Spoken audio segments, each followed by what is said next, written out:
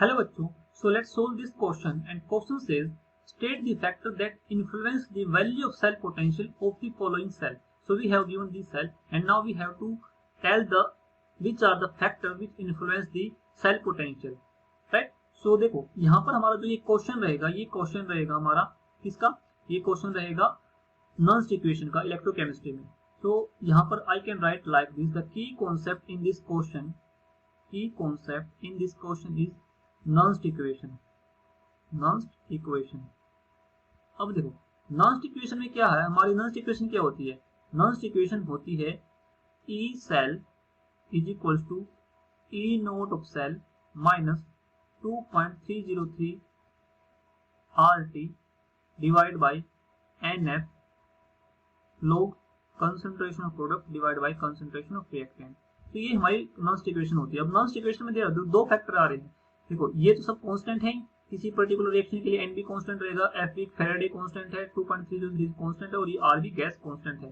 तो हमारे यहाँ पर दो फैक्टर है, एक तो टेम्परेचर है, टेम्परेचर हम किस टेम्परेचर पर रिएक्शन करवा रहे हैं, और दूसरा हमारे यहाँ पर concentration of product and concentration of reactant.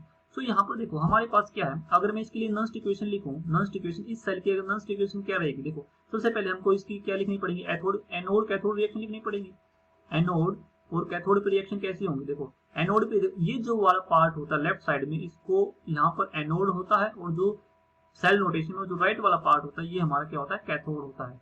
क्योंकि इसमें पता है कि हमको यहाँ मैग्नीशियम किस में कन्वर्ट हो रहा है, मैग्नीशियम कन्वर्ट हो रहा है मैग्नीशियम 2 आयंस में, magnesium is converting into magnesium 2 ion, where at the cathode जो हमारा सिल्वर पॉजिटिव आयंस यानी कि Ag पॉजिटिव आयंस है वो किस में कन्वर्ट हो रहा है, वो कन्वर्ट हो रहा है Ag सॉलिड में, Ag सॉलिड में। सो रिएक्शन को बैलेंस करने के लिए हम क्या कर सकते हैं, आंसर को 2 से मल्टीप्लाई करेंगे। सो ये जो इक्वेशन बन जाएगी कैसे बनेगी हमारी, 2Ag पॉजिटिव प्लस 2 इलेक्ट्रॉन और ये हमारा आ जाएगा 2Ag। तो यहाँ से मैं ओवरऑल रिएक्शन क्या लिखूंगा, ओवरऑल जो रिएक्शन होगी, ओवरऑल रिएक्शन क्या होगी, देखो यहाँ से ओवरऑल रिएक्शन हमारी क्या आ जाएगी, 2 इलेक्ट्रॉन से 2 electron cancel out and it will be like this, magnesium solid plus 2Ag positive giving Mg2 positive plus 2Ag solid.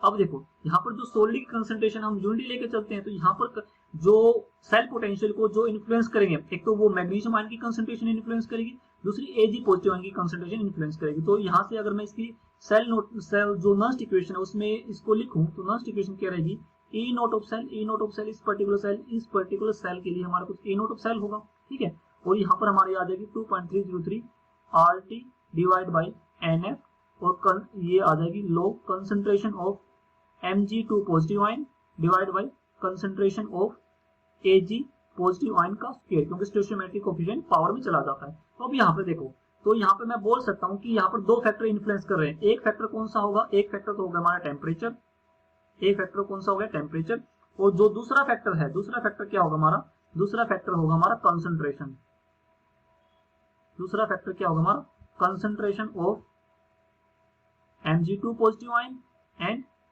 Ag2 positive ion.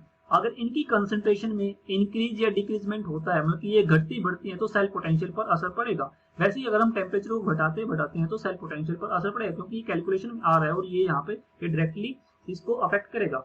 सो यहाँ पर हम बोल सकते हैं कि there are two factor which influence the cell potential of the following cell and that cell is this, right. So I hope this understood it well. So thank you.